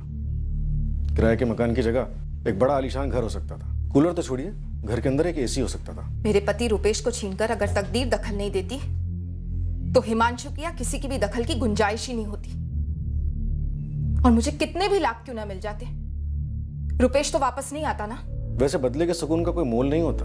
मेरा 10 साल का बेटा है, मेरी जान है वो। इतना संगीन जुर्म करके मैं उसकी जिंदगी के साथ खिलवाड़ नहीं कर सकती। आप गलत गलियां छान रहे हैं। जो गलियां हम छान रहे थे, अगर वो गलत थी तो वो कौन सी सही गली थी जहां हमें इस कत्ल की जड़ मिलती, और उस गली तक हम पहुंचते कैसे? ये सबसे बड़ा सवाल तलवार बनकर लटक रहा था हमारे सर पर। अनीता यादव के पति शरद यादव के खिलाफ भी हमें कोई संदेहजनक सुराग नहीं मिल रहा था। केस की शुरुआत से लेकर अब तक सुहासिनी ही मुख्य संदिग्ध रही थी, और अब भी थी, लेकिन अभी तक उसके खिलाफ भी कील ठोकने वाला कोई सबूत हाथ नहीं लगा। ये दोनों शूटर हाफिज और यूनुस कई गैंग के लिए काम करते हैं, लेकिन अभी बिल्कुल हवा है। किसी भी गैंग के पास कोई खबर नहीं इनकी। और एक गमछाधारी, ये सामने से निकल भी जाएगा और हम लोग यूं ही खड़े बात करते रह जाएंगे। कमाल है तुम लोगों का खबरी नेटवर्क। शूटर्स को तो छोड़ो, सुहासिनी पर क्या इन्फॉर्मेशन लेकर आए हो तुम लोग? जीरो। साहब एक गोली डालूं क्या? अभी तक तो सारे 9 बॉल डाले तुम लोगों ने। बोल। अरिहंत कॉलोनी के बाहर सुहासिनी के घर पर नजर रखे हम लोग। वो खुद तो कहीं आती जाती है नहीं, तो हमें लगा कि हो सकता है कि कोई इससे मिलने के लिए आता हो। तो कोई आता है? देखा तुम लोगों ने? सुहासिनी के नहीं साहब, सुहासिनी के घर के बगल वाले घर में एडवोकेट रीता मिश्रा के यहाँ प्रकाश सिंह लगभग डेली आता है। प्रकाश सिंह? जी मैडम। सर, ये वही प्रकाश सिंह है जो रीटा मिश्रा के मौजूद था जब हिमांशु और सुहासिनी के बीच में झगड़ा हो रहा था। और सर, शूट आउट के बाद भी क्राइम सीन पर ये दौड़ा दौड़ा आया था एडवोकेट रीटा मिश्रा के साथ। साहब प्रकाश सिंह का एक जमीन का मैटर है। एडवोकेट रीता मिश्रा के यहाँ वो इसी सिलसिले में आता है। और हिमांशु भी तो जमीन की डीलिंग करता था।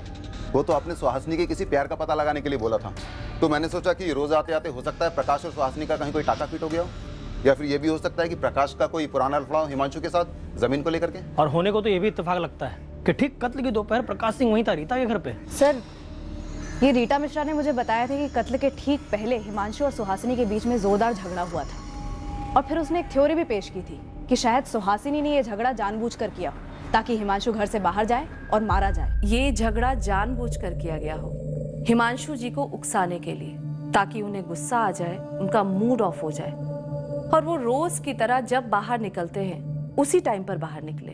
सब बात तो बिल्कुल फिट बैठती है। ये रीटा मिश्रा मुझे उस दिन ऐसे जानकारी दे रही थी जैसे कोई कोर्ट में क्रॉस एग्जामिनेशन करके दलीलें पेश करता। पर हमें गुमराह करके रीटा मिश्रा को क्या मिलेगा? सर, ये प्रकाश सिंह रोज एडवोकेट रीटा मिश्रा से मिलता है, वो भी उसके घर पर दोपहर में। सर ये हो सकता है कि प्रकाश सिंह और एडवोकेट रीटा मिश्रा इन दोनों ने मिलकर कोई साजिश रची हो।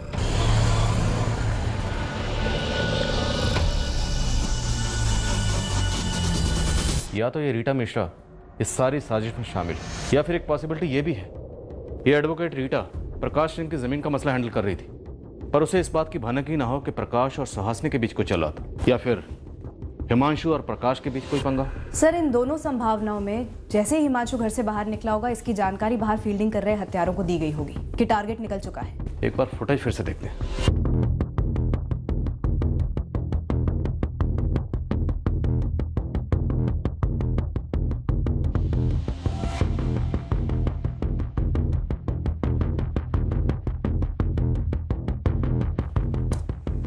ये यूनुस और हाफिज, इन दोनों की बॉडी लैंग्वेज देखो, साफ दिख रहा है कि दोनों कंफ्यूज हैं। इन्हें पता ही नहीं है कि गोली कहाँ चलानी है, किस पर चलानी है। जब तक इनका ये मास्टरमाइंड गमछाधारी ने इशारा नहीं करता, उसके बाद ये गोली चलाते। अब इस गमछाधारी को किसी ने मैसेज किया या फ़ोन किया, ये हम नहीं देख पा रहे क्योंकि वो इस वक्त फ्रेम में नहीं है। सर, इस प्रकाश सिंह और उसके एडवोकेट रीटा मिश्रा दोनों की फाइल्स बना रहे, दोनों के फ़ोन रिकॉर्ड स्कैन करते, एक एक डिटेल्स निकलवा के।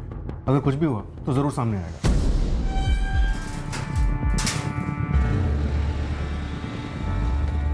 प्रकाश सिंह का छोटा सा बिजनेस है यहीं अपने प्रतापगंज में।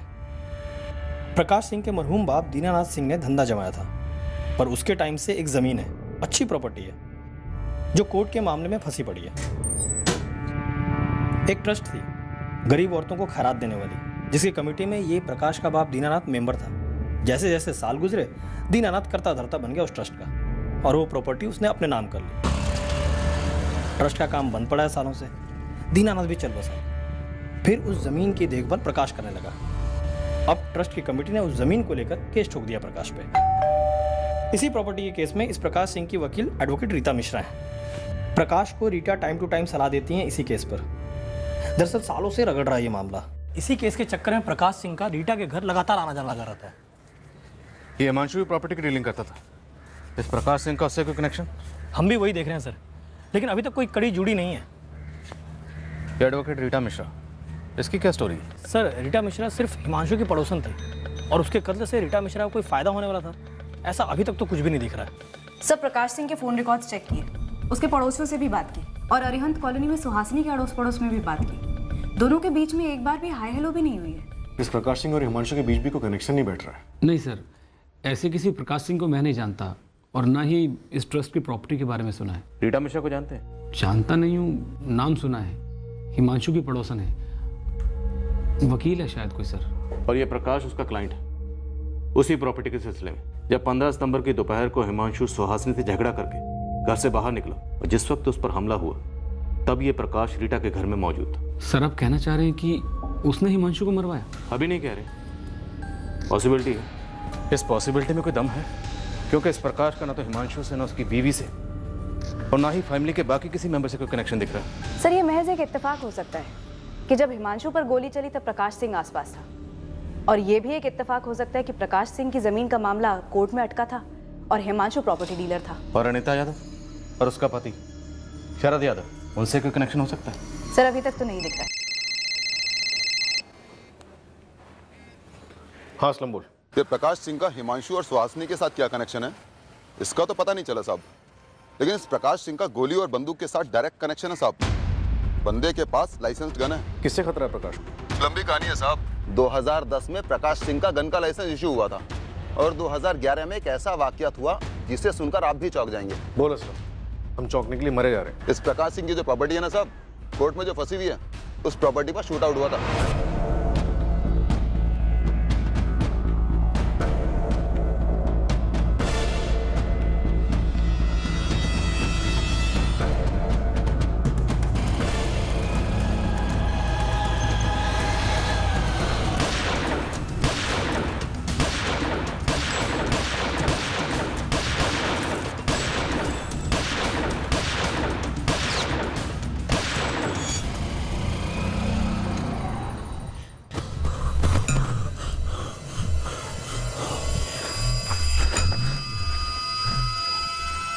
बलराम, बलराम, बलराम, बलराम चौहान मारा गया।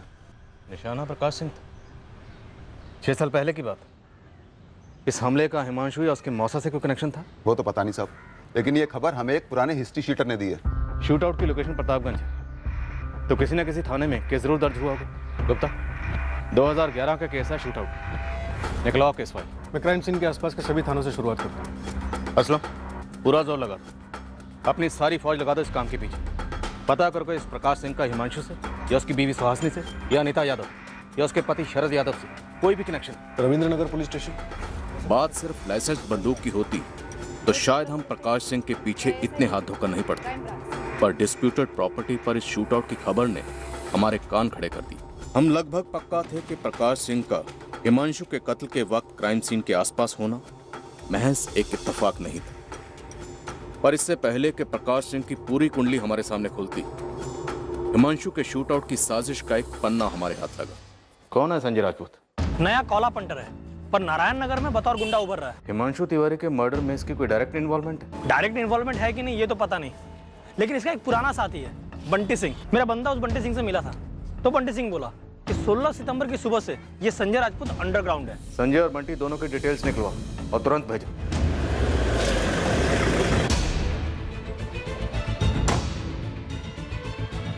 चल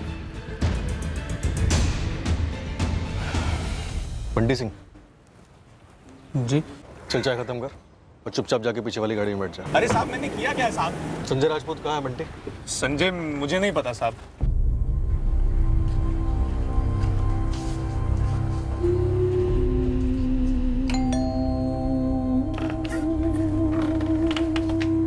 जी, मैं अनीता यादव। मतलब राजू चौधरी?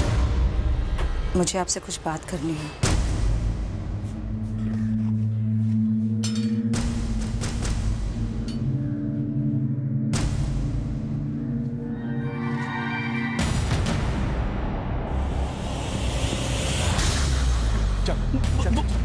बंदूक नीचे। बोल किसने भेजा है तुझे, वरना भेजा उड़ा दूंगा तेरा। मैं तो बस आपको देख रहा था। नहीं, कोई हथियार नहीं है। किसने भेजा है तुझे मुझ पे नजर रखने? बोल। पुलिस का खबरी हूं मैं। पुलिस मेरे पीछे क्यों है? पुलिस ने आप पे नजर रखने के लिए कहा था। पुलिस मुझ पे नजर क्यों रखवा रही है? हिमांशु तिवारी मर्डर केस के सिलसिले में। हिमांशु तिवारी? हिमांशु तुमसे बहुत प्यार करता था। एक सर्टिफिकेट ले आती साथ में। तुम जैसा सोच रही हो वैसा कुछ भी नहीं था। हम सिर्फ दोस्त थे। हाँ, राजू चौधरी, मुझे तुम्हारी हर बात पर पूरा यकीन है। मुझे तो ये तक नहीं पता था कि हिमांशु ने मेरा नंबर किसी और के नाम से सेव किया है। लेकिन ये तो पता था ना कि तुम एक घर तोड़ रही हो, एक बच्ची को अपने बाप से अलग कर रही हो। पता था ना तुम्हें? शर्म नहीं आई तुम्हें? मैंने कहा ना तुमसे कि ऐसा कुछ भी नहीं था। हम सिर्फ दोस्त थे बस। 12 साल से साथ में हूँ हिमांशु के, उसके हर दोस्त को जानती हूँ। पुलिस को भी यही शक था कि मेरा और हिमांशु का अफेयर था, लेकिन ये सच नहीं है। और सुहासिनी, हिमांशु तुमसे नाखुश नहीं था। वो तो बस तुम्हारी शक करने की वजह से परेशान था। वो तुम्हारे और रंगोली के साथ एक सुखी जीवन बसर करना चाहता था। और सुहासिनी, मैं भी शादीशुदा हूँ। हम दोनों बस बातें करते थे, कभी शादी वादी का ख्याल तक नहीं आया। शायद हिमांशु की मजबूरी रंगोली थी, तुम्हारी मजबूरी तुम्हारा पति।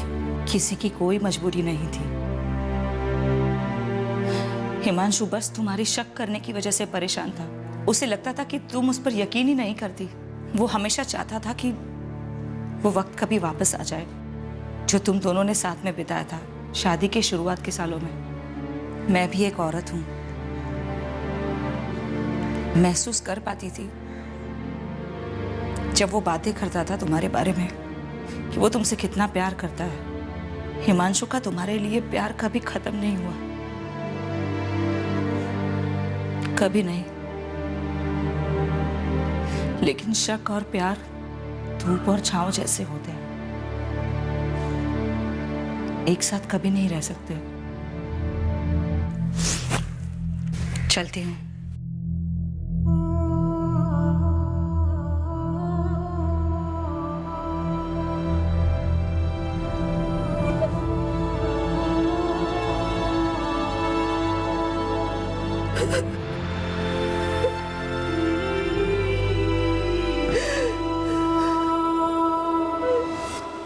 अरे साहब, दोबारा क्या देखना? ये संजय ही है, बचपन से देखा है इसे। अब कहाँ दिखेगा? अभी का नहीं पता साहब, पर अपने नारायण नगर में तो नहीं है। कुछ दिन पहले अचानक से हवा हो गया। 16 सितंबर से? हाँ साहब, उसी दिन से। ये यूनुस शेख और ये हाफिज मलिक, दोनों पेशेवर हत्यारे और तुम्हारे बचपन के दोस्त संजय राजपूत ने इन दोनों से एक हत्याकांड करवाया। एक मासूम आदमी की जान ली गई, हिमांशु तिवारी की। और ये है हिमांशु तिवारी। हाँ साहब, ये अखबार में आया तो था, टीवी पर भी देखा था मैंने। साहब फिर भी पुलिस के पास नहीं आया? अरे साहब, तब ध्यान नहीं आया। तेरा बचपन का दोस्त संजय राजपूत, जिसने गमछा पहना हुआ है, अखबार में इसकी फोटो देखी होगी, टीवी पर सीसीटीवी फुटेज दिखाई गई, सब कुछ देखने के बाद भी तो पुलिस के पास नहीं आया? साहब, मुझे क्या पता था वो इतनी जल्दी बीए पास हो जाएगा और मर्डर वर्डर करने लग जाएगा। तेरे बीए में पीएचडी छोड़ और ये बता, तू कौन से घराने का कलाकार है? हाँ? गुरु कौन है तेरा? साहब मैं और संजय साथ में काम करते थे, हफ्ता वसूली करते थे ठेले वालों से। फिर वो साला संजय दुर्जन भैया के साथ काम करने लग गया और मुझे कभी मिलवाया भी नहीं। अब ये दुर्जन भैया कौन है? दुर्जन भैया ना भाई लोगों के भी भाई हैं, बॉस हैं वो। तेरे इस गुरु का गुरुकुल का है? साहब फिलहाल तो आप लोगों के ही मेहमान है वो आज। सेंट्रल जेल से हुक्म चल रहा है, जब जब कोर्ट में पेशी होती है ना, संजय दौड़ा दौड़ा आता चरण स्पर्श करने उनके। तो सुपारी दुर्जन ने ली होगी और उसने आगे दी होगी संजय को। ये सब क्या हो रहा है मैडम? मेरा पीछा क्यों किया जा रहा है? ये क्या कह रहा है आपका खबरी? हर किसी से हथियार तान कर बात करते हो। पहले आप मुझे ये बताओ कि मुझ पे नजर रखने के लिए किसने सुपारी दी है आपको? पिद्दी सा हथियार क्या रख लिया जेब में, तमीज घर भूल आए हो। आप बैठे चुपचाप। सर, ये दुर्जन सिंह काफी कुख्यात गैंगस्टर है। 3 स्टेट्स में गैंग फैली है इसकी। 10 साल से जुडिशियल कस्टडी में, अनगिनत केसेस ठुके हैं इस पर। प्रकाश सिंह ने हिमांशु तिवारी का काम इस दुर्जन सिंह से ही करवाया होगा। सर, प्रकाश सिंह बाहर ही बैठा है। क्या बात है सर? आजकल आप लोग किसी सुनसान जगह नहीं ले जाते, यहीं पे थाने में एनकाउंटर कर देते हैं। इस हथियार का लाइसेंस सरकार ने तुम्हें अपनी हिफाजत के लिए दिया, बदतमीजी ने। पहले आप मेरे सवाल का जवाब दीजिए कि मुझ पे नजर क्यों रखी जा रही है? क्योंकि तुम हिमांशु तिवारी मर्डर केस में सस्पेक्ट हो। उस दिन तुम हिमांशु के पड़ोस में इत्तेफाक से मौजूद नहीं थे। इस पूरे हत्याकांड के मास्टरमाइंड तुम हो प्रकाश। क्या? अब तो पक्का है सर, किसी ने खूब सारे मिठाई के डिब्बे भेजे हैं यहां पर, वो भी दिवाली से पहले। और आप लोगों से ये कहा है कि ये जो प्रकाश सिंह नाम का बंदा है ना, उसे बुरी तरह से फंसा दो। प्रकाश सिंह, तुम तक पहुंचने के लिए हमने बहुत पापड़ बेले, बहुत वक्त लगा हमें तुम तक पहुंचने में, पर देखो आखिरकार पहुंच गया ना। अब तुम्हारी पूरी हिस्ट्री हमारे सामने, और तुम्हारी हिस्ट्री के पन्नों पर बलराम चौहान का नाम भी शामिल है, वही काशी ठाकुर का गुंडा। काशी ठाकुर तो मारा गया 2009 के एनकाउंटर में, पर काशी ठाकुर के साथ तेरा बड़ा गहरा संबंध रहा है ना?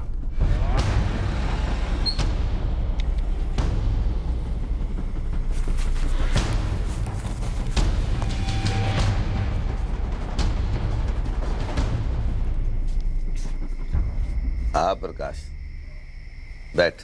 मैं ये गन जरूर रखता हूं अपने साथ, लेकिन गोली वोली नहीं चलाई लोगों पे। ये हथियार, ये लाइसेंस, ये सिर्फ अपनी सुरक्षा के लिए है। जावेद की कनपट्टी पे जो घोड़ा रखा था, वो कौन सी सुरक्षा थी? कारण है साहब, और हम वो कारण जानना चाहते हैं। आपने 2011 में हुए शूटआउट के बारे में पता तो करवाया, जिसमें बलराम मारा गया था, लेकिन शायद आप लोग ये नहीं जानते हैं कि 2012 में भी एक शूटआउट हुआ था, वो भी ठीक मेरे घर के बाहर ही।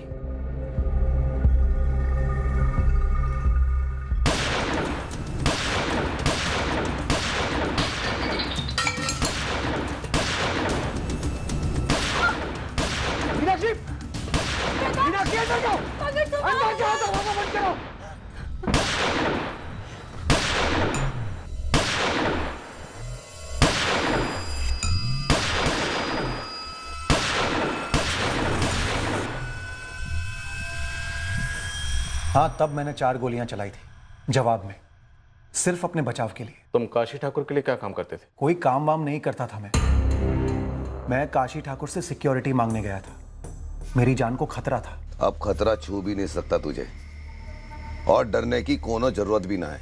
हमारे आदमी सिक्योरिटी बन के खड़े रहेंगे तुम्हारे पास, 24 घंटे साथ होंगे। तेरी जो प्रॉपर्टी है वहां हमारा आदमी बलराम, ये बलराम अपना गोडाउन बनाएगा, हलचल रहेगी, लोगों का आना जाना रहेगा, उसमें तेरी सुरक्षा बनी रहेगी। अगर तुम्हारी जान को वाकई खतरा था और तुम्हें प्रोटेक्शन की जरूरत थी, तो तुम्हें पुलिस के पास आना चाहिए था, लेकिन तुम गए एक गुंडे के पास। सर, अगर आपको इंफॉर्मेशन चाहिए थी हिमांशु तिवारी मर्डर केस में, तो आपने मुझे क्यों नहीं बुलाया? किसी खबरी को क्यों लगाया मेरे पीछे? ज्यादा स्मार्ट ना बना प्रकाश सिंह। हमारी क्या औकात ये स्मार्ट वार्ड बनने की? स्मार्ट तो आप पुलिस वालों की ये वर्दी बना देती है लोगों को। जानते हैं, मुझ पर जब हमला हुआ था तो वो लोग भी वर्दी में थे।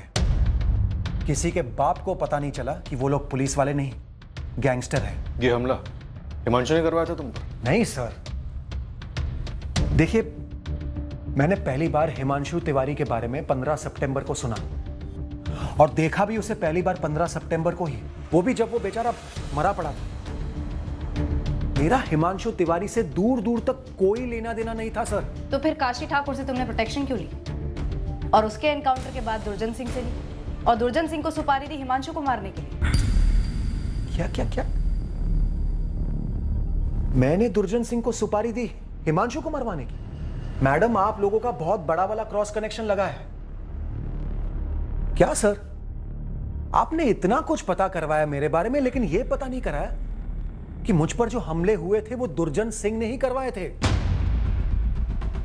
मेरी उसी प्रॉपर्टी के लिए जिस पर अभी भी केस चल रहा है। और मैं काशी ठाकुर से मदद इसीलिए मांगने गया था क्योंकि दुर्जन सिंह और काशी ठाकुर जानी दुश्मन थे।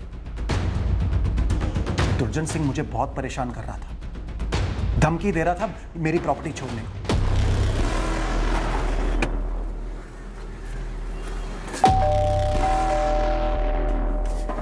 क्या है? अरे कौन हो तुम लोग? कहां लेके जा रहे हो? मुझे बंदूक की नोक पे लाया गया दुर्जन सिंह से मिलवाने।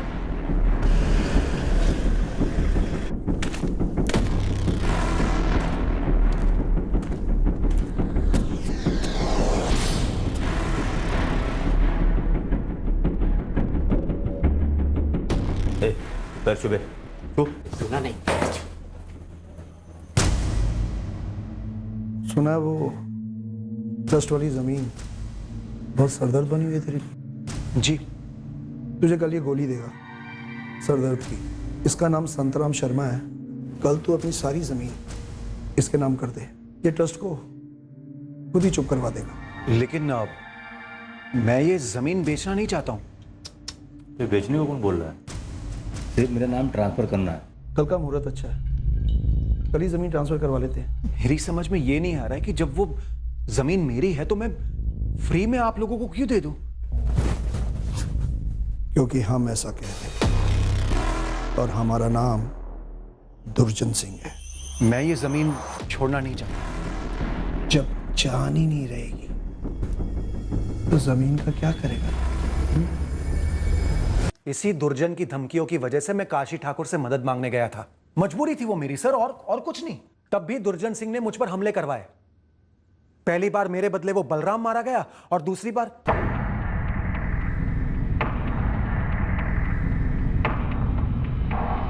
सर कहीं ऐसा तो नहीं कि इस बार भी दुर्जन मुझे और मेरे बदले वो हिमांशु? प्रकाश ने जब हमें बताया कि वो 2 बार पहले भी दुर्जन सिंह के हमलों से बच गया था, तब हमें और प्रकाश को भी ये बात खनकी कि क्या तीसरी बार भी वो अपनी मौत को टाल पाया।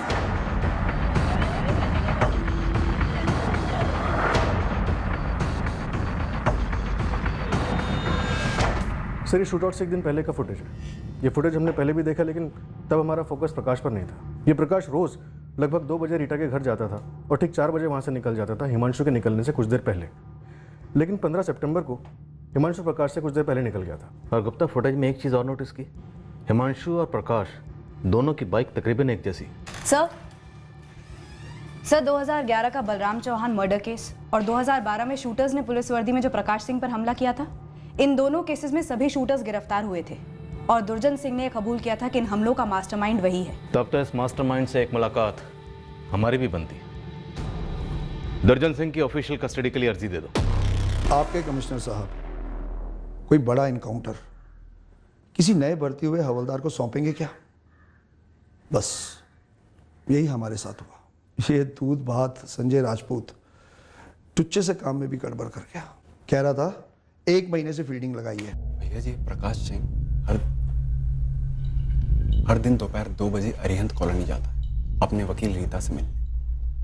रोज 27 दिन से पीछा कर रहा हूँ। और तो और बंदा इतवार को भी वहां पर गया था। अरिहंत कॉलोनी के बाहर का रास्ता एकदम सुनसान। आप मुहूर्त निकाल दो, प्रकाश सिंह को कल के कल लौटा। हमारी कोर्ट में अगली पेशी कब है? अगले हफ्ते भैया। 1 हफ्ता और उस पर नजर रख, पूरी रिपोर्ट दे। इस बार वह बचना नहीं चाहिए। ये शूटर्स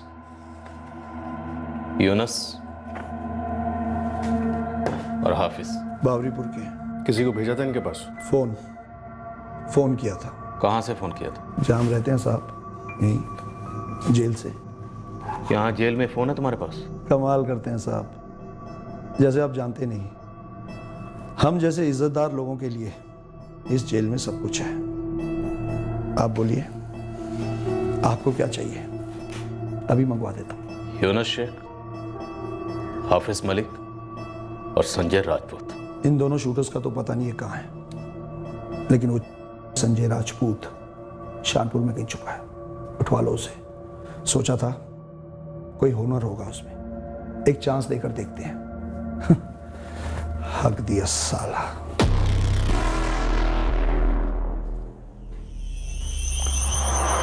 पांडे जी, एक फोन का इंतजाम कर दीजिए। कहाँ है गधे के बच्चे? भैया जी मिस्टेक हो गई मुझसे। अबे अंधे, तुझे उस आदमी और प्रकाश में कोई फर्क ही नहीं दिखा? मालिक, वो आदमी उसी वक्त निकला गेट से, दूर था, मुझे लगा प्रकाश सिंह है। कपड़े भी सेम पहने हुए थे, मैंने कर दिया इशारा।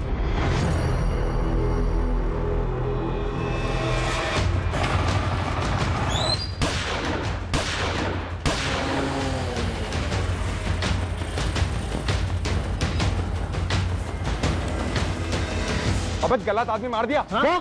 बंदा गलत है। अरे रुक। अगली बार ऐसी मिस्टेक कभी नहीं करूंगा मैं। तेरे लिए कोई अगली बार नहीं है। और हाँ, अब एक गलती और मत करना, मेरे सामने मत आना। उठा लो संजय राजपूत। ये यूनुस और हाफिज मैं आपको ढूंढ कर दे दूंगा। लाल शहर के किसी बिल में छुपे होंगे, और इस मर्डर का बिल अब मेरे नाम पे फाड़ दो। जब काशी का कुत्ता बलराम मारा गया था, रत्ती भर भी दुख नहीं हुआ था, लेकिन ये हिमांशु तिवारी, ये मासूम था बेचारा। हमारा इससे कोई लेना देना नहीं था।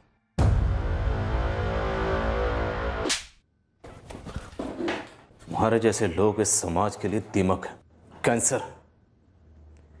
एक ही इलाज है तुम लोगों का, एनकाउंटर। पर नसीब अच्छे हैं तुम्हारे कि हमारे हाथ कानून से बंधे। गलती मतलब? वो किसी और को मारने आए थे, लेकिन जिसने शूटर्स को इशारा करना था उसने पहचानने में गलती कर दी। उसने गलती से हिमांशु को अपना निशाना समझ लिया। पर किसे मारना चाहते थे वो लोग तो अपने टारगेट प्रकाश सिंह की दिनचर्या पर नजर रखे हुए थे। हिमांशु को तो वो जानते तक नहीं थे। काश उस दिन हिमांशु ने चाय खत्म की होती। थोड़ी देर के बाद घर से निकलते तो शायद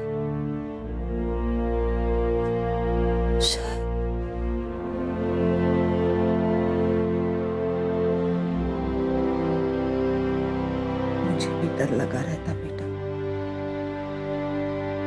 कि एक ना एक दिन तेरे पापा मुझे छोड़कर चले जाएंगे। अब तो पापा चले गए ना हमेशा के लिए।